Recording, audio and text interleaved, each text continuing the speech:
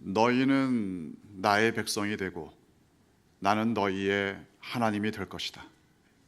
너희는 나의 백성이 되고 나는 너희의 하나님이 될 것이다. 반복해서 하나님께서 하신 말씀입니다. 왜 이렇게 반복하셨느냐? 물론 중요하니까 반복하시겠죠. 중요합니다. 그런데 왜 중요하냐? 그게 중요합니다. 하나님께서 사람들을 창조하셨습니다. 그런데 창조하실 때 사람들과 교제하기 위해서 창조하셨습니다. 그러니까 하나님과 사람의 관계, 이게 하나님께는 대단히 중요합니다. 사람들이 하나님을 떠나면, 다시 말해서 하나님과 사람의 관계가 멀어지면 사람에게도 고통이지만 하나님께도 고통입니다. 그게 아니라 사람들이 하나님을 섬기고 또 하나님과의 관계가 가까워지면 이건 사람에게도 기쁨이고 또 하나님께도 기쁨이 됩니다. 게다가 만약 하나님과의 관계가 멀었던 사람이 하나님과 가까워졌다, 그러면 하나님의 마음이 어떠하냐? 오늘 본문에서 이렇게 표현합니다. 본문 6절과 7절 함께 읽겠습니다. 집에 와서 그 벗과 이웃을 불러 모으고 말하되 나와 함께 즐기자. 나의 잃은 양을 찾아내었노라 하리라.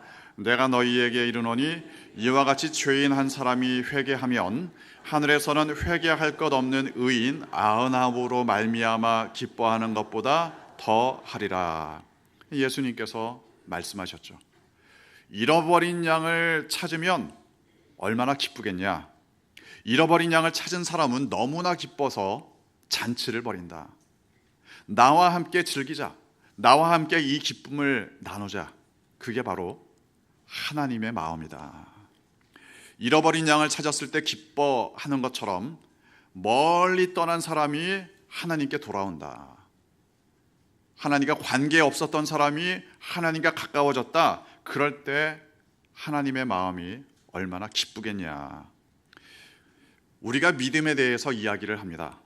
믿음이 좋아야 한다. 하나님을 잘 믿어야 한다. 또는 나는 믿음이 약하다 등등. 그런데 믿음에 대해서 말할 때 하나님을 잘 믿는다, 이것과 함께 가야 할 그런 내용이 있습니다. 회개도 해야 합니다. 주님께로 돌아와야 합니다. 그래야 우리의 믿음이 온전해집니다. 회개라는 것이 크게 두 가지가 있습니다. 두 가지 회개가 있다, 그렇게도 말할 수 있을 겁니다. 첫째는 하나님께 돌아와야 합니다. 하나님께 돌아와야 한다. 물론 여러 가지로 이야기할 수 있을 겁니다. 그런데 하나님께 돌아온다, 쉽게 말하면 이렇게 말할 수 있습니다. 나의 주인이, 내 삶의 주인이 내가 아니라 하나님이 된다. 내 삶의 주인이 바뀌는 것이 바로 하나님께 돌아오는 겁니다. 하나님께 돌아온다는 건 이제는 더 이상 내가 내 삶의 주인이 아니다. 하나님께서 내 삶의 주인이시다. 그렇게 고백하는 겁니다. 하나님께서 내 삶의 주인이 되신다면 사실 나의 모든 것이 바뀌어야 합니다. 삶의 본질적인 방향을 바꾸어야 합니다. 지금까지의 삶의 가치를 버리고 하나님이 나에게 가장 중요하다. 그래서 이런 경우에 회개를 회심이라고 아예 별도로 표현하기도 합니다. 그만큼 회개하는 것 자체가 큰 의미를 지니고 있습니다. 그리고 두 번째 회개는 일상에서의 회개, 그렇게 말할 수 있습니다. 회심했습니다. 삶의 방향을 하나님으로 향했습니다. 마음 단단히 먹고 회개의 고백을 했습니다. 하지만 하나님께 돌아왔음에도 불구하고 여전히 죄의 습관이 남아있을 수도 있습니다.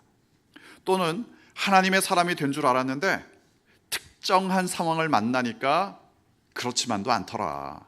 특정한 상황을 만나니까 돈이 하나님보다 더 중요하다. 특정한 상황을 만나니까 사람의 말이 하나님의 말씀보다 더 솔깃하다. 이럴 수 있습니다. 또 쉽게 말해서 나쁜 짓을 했다. 또 또 혼날 짓을 했다, 그렇게 말할 수도 있겠죠. 아무튼 이런 일들은 일상적인 삶에서 일어나는 문제들입니다. 그래서 일상적인 회개가 분명히 필요합니다. 기본적인 방향을 하나님께 향했지만 잘못된 길을 선택할 때도 있다. 그럴 때 다시 정신 차리고 하나님께 용서를 구하면 됩니다. 일상적인 회개도 우리의 회개에서 굉장히 중요한 부분입니다. 왜냐하면 일상적인 회개가 없다면 구원을 받아도 부끄러운 구원이 될 수 있습니다. 일상적인 회개가 없다면 하나님과의 친밀한 관계는 유지할 수 없습니다. 우리가 하나님을 믿지만 조심해야 할 부분이 바로 여기입니다.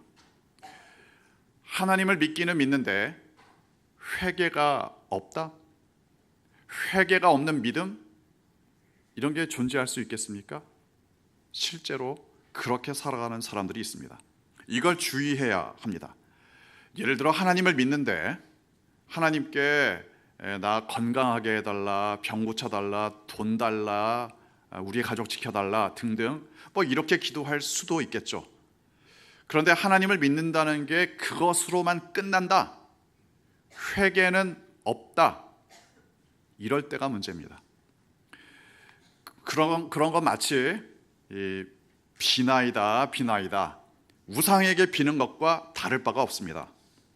그리고 여기에 우상에게 비는 것과 하나님을 믿는 것에 본질적인 차이가 존재합니다.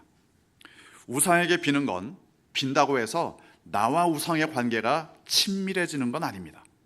그러나 나의 죄의 문제 때문에 하나님께 회개한다, 그러면 그건 하나님께 가까이 나아가는 길입니다. 우상과의 관계는 비인격적입니다. 그러나 하나님과의 관계는 인격적인 관계입니다. 그러니까 회개는 하나님과의 인격적인 관계의 일부분이다. 이 사실을 기억하셔야 합니다. 하나님을 믿는 것 같기는 한데 하나님과의 관계가 인격적인 관계가 아니다. 오늘 본문에서 그런 상황을 지켜볼 수 있습니다. 본문 1절과 2절 함께 읽겠습니다. 모든 세리와 죄인들이 말씀을 들으러 가까이 나아오니 바리새인과 서기관들이 수군거려 이르되 이 사람이 죄인을 영접하고 음식을 같이 먹는다 하더라. 1절과 2절을 보면 두 부류의 사람들이 등장합니다. 첫째는 그야말로 죄인들입니다. 스스로도 자기가 죄인이라고 생각합니다. 뿐만 아니라 다른 사람들도 그 사람들을 죄인이라고 부릅니다.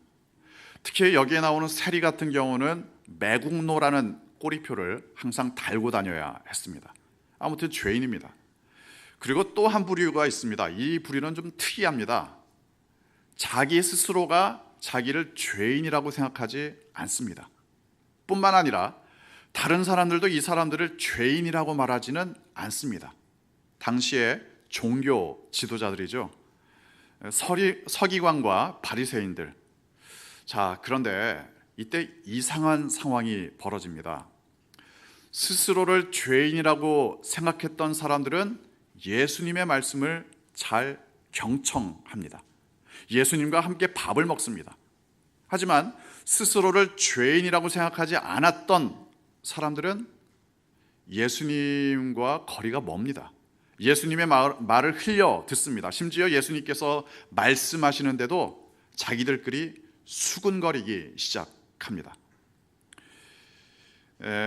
우리는 압니다. 사실은 다 죄인이죠. 둘 다 죄인입니다. 그런데 죄를 자신들이 죄인인 것을 인정한 죄인들은 예수님과 가깝습니다. 자신들이 죄인인 것을 인정하지 않는 죄인들은 예수님과 거리가 멉니다. 그런데 당시 종교 지도자들이 하나님을 안 믿는 사람들이었느냐? 그게 아닙니다. 나름대로는 잘 믿는다는 사람들입니다. 뿐만 아니라 종교적인 행위로 보면은 타의 추종을 불허할 정도입니다. 하지만 그들에게는 진정한 회개가 없었습니다. 교만했습니다. 위선을 행했습니다. 그러니까 하나님을 믿는 것 같기는 한데 하나님과의 관계는 비인격적인 관계였습니다. 그래서 예수님께서는 종교 지도자들에게, 자신들이 죄인임을 인정하지 않는 종교 지도자들에게 이렇게 말씀하셨습니다. 본문 4절 함께 읽겠습니다. 너희 중에 어떤 사람이 양 100마리가 있는데 그 중에 하나를 잃으면 99마리를 들여두고 그 잃은 것을 찾아내기까지 찾아다니지 아니하겠느냐. 여기서 말씀하시는 너희는 바리새인과 서기관들을 의미합니다. 회개하지 않는 죄인들에게 진정한 회개를 말씀하셨습니다. 얘들아, 너희들도 찾아다니지 않겠느냐? 양 1마리를 잃어버리면 너희들도 간절히 찾아다니지 않겠냐? 그게 목자의 마음이다. 그게 하나님의 마음이다. 사람들과 인격적인 관계를 맺는 것이 하나님의 마음이다. 그리고 하나님의 기쁨이다. 게다가 오늘 본문은 회개에 대한 특별한 내용을 담고 있습니다. 잃어버린 양이 알아서 스스로 혼자 돌아온 게 아닙니다. 목자가 그 양을 찾으러 갑니다. 찾으러 헤맵니다. 그래서 찾고 데리고 옵니다. 말하자면 회개에도 은혜가 있습니다. 내가 회개할 수 있도록, 내가 돌아올 수 있도록 하나님께서는 나를, 죄인을 찾아다니십니다. 이게 회개의 과정에서 나타나는 하나님의 은혜입니다. 영국에서 존경받는 목사님 중에 존 스토트라는 목사님이 계셨죠. 이제는 돌아가셨는데 과거에 제가 영국을 방문했을 때 이분의 설교를 직접 듣기도 했습니다. 항상 그리스도 중심으로 사셨고 또 설교도 그랬습니다. 존 스토트 목사님이 쓰신 책 중에 이런 책이 있습니다. 나는 왜 그리스도인이 되었는가? 나는 왜 그리스도인이 되었는가? 자기가 어떻게 해서 예수님을 믿게 됐는지 그 책에서 이야기를 합니다. 여러 가지 이유가 물론 복합적으로 작용했죠. 그런데 가장 중요한 이유는 이겁니다. 본인 스스로가 이렇게 이야기합니다.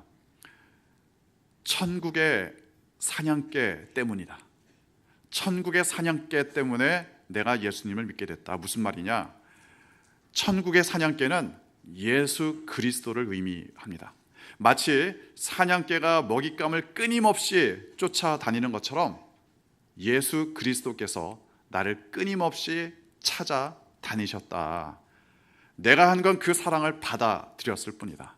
내가 한 건 그 사랑에 굴복했을 뿐이다.